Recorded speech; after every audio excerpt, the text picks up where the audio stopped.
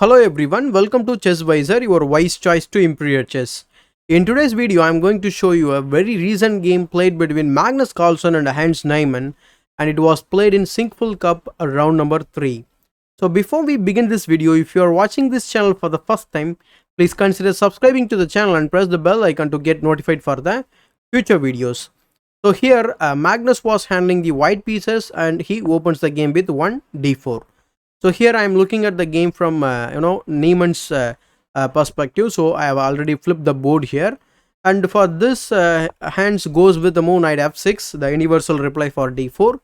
And what opening we are having here, c4 e6, and then we have Nimzo Indian. Usually people will play knight f3, that is called anti-Nimzo Indian, and they will go for some other transposed position of the Queen's Gambit line, and even sometimes English opening, and even sometimes Catalan. But here we are seeing Nimzo Indian. So for this Magnus tries the same idea of playing g3, that is like Catalan again. So here Niemann simply castles on the king side. After bishop g2, he simply hits the center with a d5.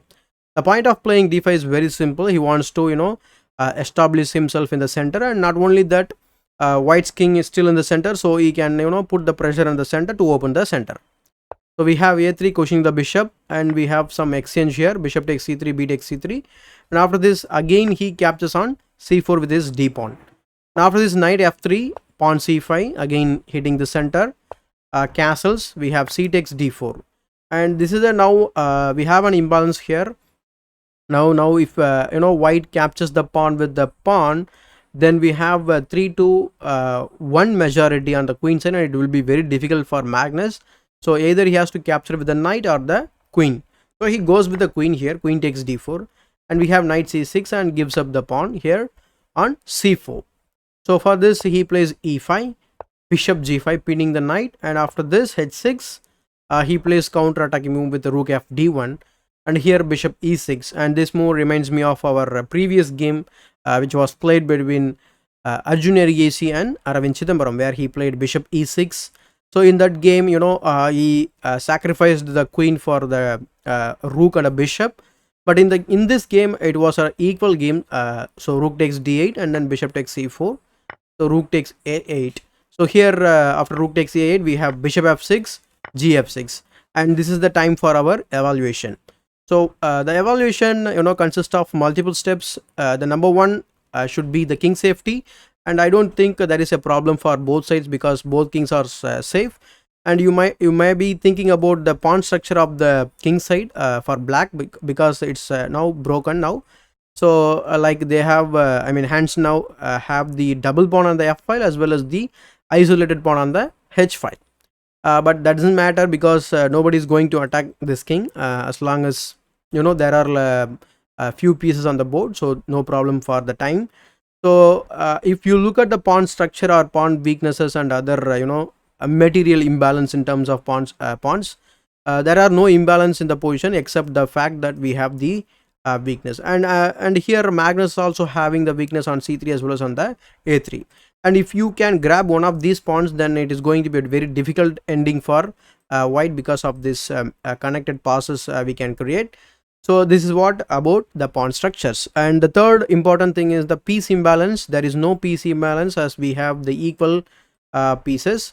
And fourth important thing is we should evaluate the position based on the another imbalance. That is it's not based on the pieces or the material, it is based on the position of the pieces. So I think black is better here. It's because he's going to grab the d file, and the bishop is active, and even it is attacking the e2. So in short, comparing all these things with the 4 points, I would say black is slightly better. You can even turn on the engine and you can look at this position with that evaluation. So we have king f1 to defend the pawn, rook d8. So I'm just pointing out the weakness again. So king e1, knight a5, a very tactical move. In fact, now you cannot play the move knight d2 because of the tactical blunder. Rook takes d2 followed by king takes d2, knight b3 check will win the rook back, and black is completely winning. So sensing this idea, Magnus plays rook d1 immediately, and we have rook c8, trying to x-ray the pawn on c3, and also avoiding the very active rook exchange. We have knight d2 attacking the bishop now, So bishop e6 simply dropping and opening the eye for them. Rook's attack, and here after c4 he simply sacrifices the pawn. And now, as I was mentioning earlier, and now we have the potential, or we have an idea to create the potential passer on the queen side. So he plays rook d8 check here. After king g7 we have bishop d5. So there is a threat of double attack on the both the pawns on b7 as well as f7, so we have to defend it. So here Hans plays the move rook c7. We have rook a8 and a6 by Hansen again, rook b8, f5, and after this he plays the move rook e8. So here he simply pushes the pawn forward. And another important move to consider for Niemann is to play the move king f6. So we can play this move like rook h8, king g7, rook e8, but then again e4. And if you play rook d8 here, I can again go king f6. And if you again play rook h8 to attack our pawn, but now comes rook d7, you cannot grab h7, sorry, excuse me, h6 with a check anymore because of the fork. So king is attacking the rook and the rook is attacking the bishop. So any one of the pieces is going to fall.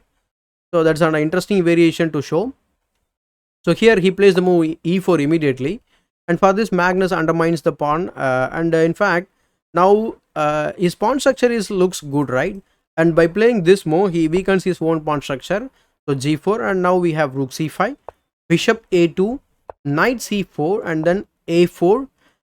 It doesn't matter actually, the pawn sits on a3, a4, a5. It doesn't matter actually, because even after the exchange of the rooks, this knight can easily attack the pawn with the help of the king, and this king and the bishop cannot defend the pawn. So knight d6, it's an excellent idea. It's defends as well as attacks and covers multiple points of our camp. So rook e7 by Magnus, and we have f takes g4. And after this he plays rook d7, and in this position another brilliant play by Hans Niemann here, because e3 is the move. And after f takes e3, the threat is very simple. In case if you are capturing the knight, it's actually a very big blunder, because rook c1 check followed by rook blocking the check. We have e takes f2 check, and the game is over. So going back, we cannot capture this pawn, so Magnus plays excuse me, we cannot capture the knight, so Magnus plays the captures the pawn here, f takes e3, and we have knight e4, again threatening the same idea in a different manner now. So again you cannot play some random moves. I'm going to show you the idea here. So if white plays the move a5, you can simply give the check followed by takes, and we have this fork in the ending, and black is winning. So going back in this position, Magnus sensing this, he plays king f1. Niemann follows up with the rook c1 check, king g2, and there comes the fork now. So rook c2. So bishop f7 threatening the discovery, but now comes rook takes e2 check. The king cannot go to the f file because of rook f2 check will pick up the bishop for free. So he goes king g1, and after this he plays rook e1 check again. Some time he is gaining here. So king g2, rook e2 check, again king g1, and after this he plays move king f6. So running out of the discovery. And here he plays the move bishop to d5, attacking the knight as well as the b7 pawn. And instead of that he could have played rook takes b7 directly, and that would be a better variation for Magnus here. But in the game he plays bishop d5, and that allows him to play the move rook to d2, pinning the bishop here. So rook f7 check first, king g6, and after rook d7, now he is threatening to give the discovery. So he plays the move knight g5. So the discovery, even if he gives the discovery, doesn't matter, because bishop f7 checking f5, and then once you capture the rook, we have this fork. So again hence Niemann picks up the rook. And if you look at this position again, if you want to evaluate the position, you can apply the 4 steps which I was talking about in the early. So here we have one pawn extra. That's the long story short, we can easily assess it. The point is we have to grab one of these pawns from Magnus's camp, and we can easily push our pawn and promote the queen. So we have a5 here. This is called a deep freeze idea, and these two these two pawns are now stopped by this one pawn which is sitting on a5, that is called deep freeze. So we have king e5 centralizing the king, and not only that, it covers d5, and the bishop cannot centralize itself to cover most of the squares in the center of the board. So we have king g3, knight f1 check, either one of the pawn is going to fall. So he picks up this pawn, so knight takes h2, e4, king takes e4, and we have bishop e6. So king f4 and then bishop c8. The idea is very simple. Magnus wants to grab the queen side pawns and he wants to promote this pawn, which is just 3 moves away from queening. But the problem is he doesn't have, or he doesn't have enough tempo to grab the pawn and promote the pawn. So let's see. He plays knight f3 first of all. After bishop takes b7, he is bringing the knight into the game, or to grab the pawn which is sitting on the dark square. Even after capturing the pawn, we can play knight c6, and once you hit the knight, we can capture on a5, and that's what happened in the game.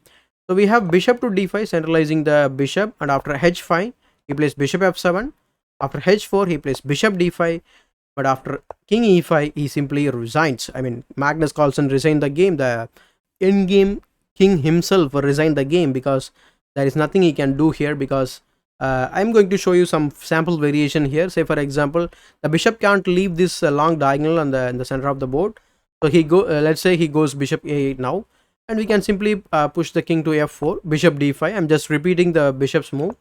h3, king g1, g3, bishop a8. But now comes the knight move. The point is very simple. I want to block this bishop's diagonal with my knight. So after bishop c6, as usual, we can go knight d2, bishop b7, knight f3 check, and it's a forcing move now. Either you are going to capture the knight, or you are going to move the king. And in case if you move the king to the corner like king h1, then you are getting checkmated in the next move with the g2. And if you push the king to f1, then we have this idea of g2 check followed by the promotion. So it's completely winning again. So considering all of this, Magnus Carlsen knew this, and Heinz Niemann also knew this idea, and that's why after 57th move king e5, Magnus Carlsen resigned the game. So what a game by Heinz Niemann. It's good for him, and now he reached 2700 in the live rating list. So what do you think about this game, and what do you think about Heinz Niemann's victory over Magnus Carlsen? Let me know your ideas, thoughts in the comment section below. If you like my commentary, please do like this video, and still if you have not subscribed to my YouTube channel, please consider subscribing to the channel and press the bell icon to get notified for the future videos. As usual, this is Chess Wiser, your wise choice to improve your chess.